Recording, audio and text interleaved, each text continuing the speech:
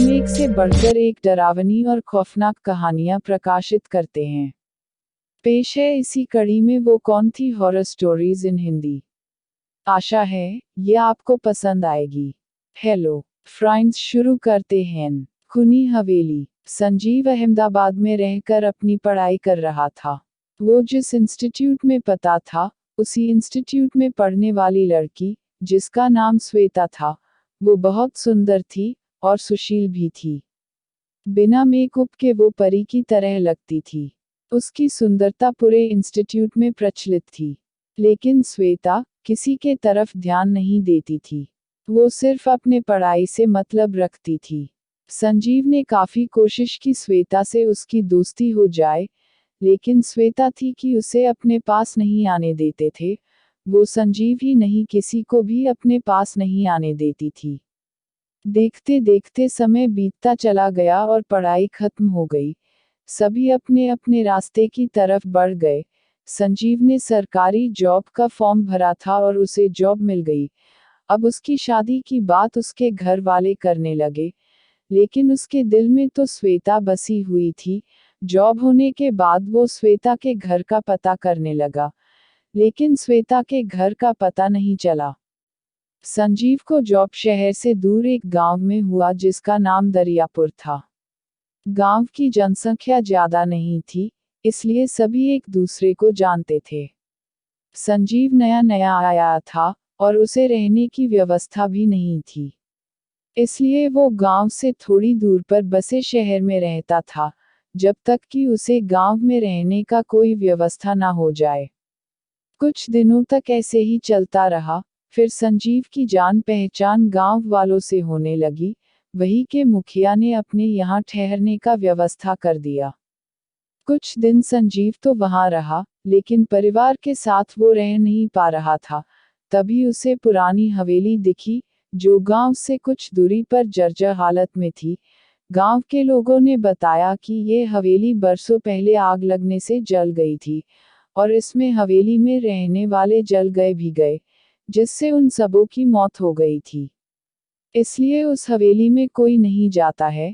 लेकिन संजीव उस हवेली में रहने का जिद करने लगा। गांव वालों ने समझाया, लेकिन संजीव नहीं माना। संजीव करता भी क्या, क्योंकि उसका घर गांव से बहुत दूर था और गांव में रहने का कोई व्यवस्था नहीं था। इसलिए वो हारकर हवेली में ही रहने का मन बना लिया था। लेकिन हवेली का हालत बहुत खराब था, बिल्कुल जला हुआ था। लेकिन किसी तरह उसने एक रूम को साफ करवा कर वहां रहने लायक बनवा लिया था। वैसे भी रात को सिर्फ सोना ही था, क्योंकि सारा दिन तो उसे ऑफिस में रहना था। कोशिश की श्वेता से उसकी दोस्ती हो जाए, लेकिन श्वेता थी कि उसे अपने पास नहीं आने देते थे। वो संजीव ही नहीं, किसी को भी अपने पास नहीं आने देती थी। देखते देखते समय बीतता चला गया और पढ़ाई खत्म हो गई। सभी अपने अपने रास्ते की तरफ बढ़ गए। संजीव ने सरकारी जॉब का फॉर्म भरा था और उसे जॉब मिल गई। अब उसकी शादी की बात उसके घर वाले करने लगे, लेकिन उसके दिल में तो श्वेता बसी हुई थी। जॉब होने के बाद वो श्वेता के घर का पता करने लगा, लेकिन श्वेता के घर का पता नहीं चला। रात को सोया तो उसे नींद नहीं आई। सारी रात करवटें बदलता रहा। कुत्ते की आवाज उसे सोने नहीं दिया। अगली रात वो सोया तो उसकी नींद तब खुली जब उसे आहट सुनाई दी। आंखें खुली तो उसने देखा एक साया घूम रहा था। उस साया का चेहरा बिल्कुल श्वेता से मिलता था, जिसे देखकर संजीव उसे देखता रह गया। उसे अपनी आंखों पर विश्वास नहीं हो रहा था कि वो जिसे इतना दिन से ढूंढ रहा था, वो इस हवेली में मिली है। लेकिन ये इतनी रात को इस हवेली में क्या कर रही है? उसे बहुत आश्चर्य हो रहा था। संजीव श्वेता के करीब जाने की कोशिश कर रहा था, लेकिन श्वेता तो एक साया मात्र थी, इसलिए वो संजीव के करीब नहीं आ रही थी।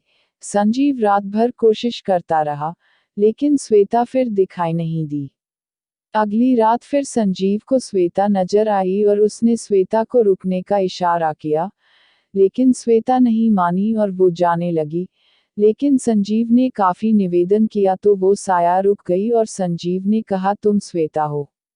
साया ने कहा नहीं वो श्वेता नहीं है, न ही वो इंसान है, उसे मरे हुए तो काफी साल हो गए, अब तो वो सिर्फ मुक्ति चाहती है, उसकी मौत इसी हवेली में जल कर हुई थी, तब से आज तक वो इसी हवेली में भटक रही है। संजीव ने कहा, लेकिन तुम्हारी फेस बिल्कुल श्वेता से मिलती है, जिसे मैं दिल से चाहता हूँ, लेकिन ना जाने वो कहाँ चली गई।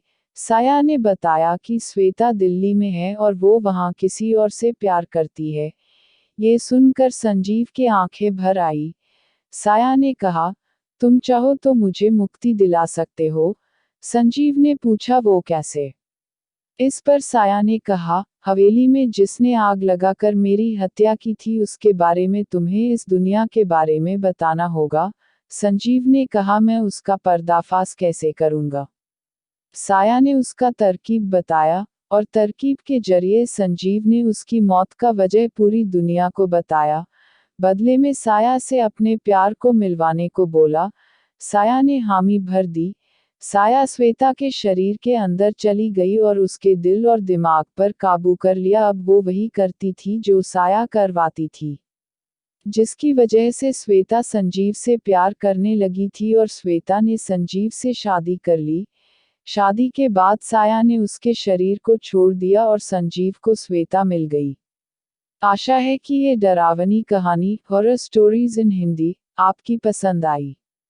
कृपया इसे अपने दोस्तों और रिश्तेदारों के साथ फेसबुक और व्हाट्सएप पर शेयर करें और हमारे चैनल को सब्सक्राइब करना ना भूल।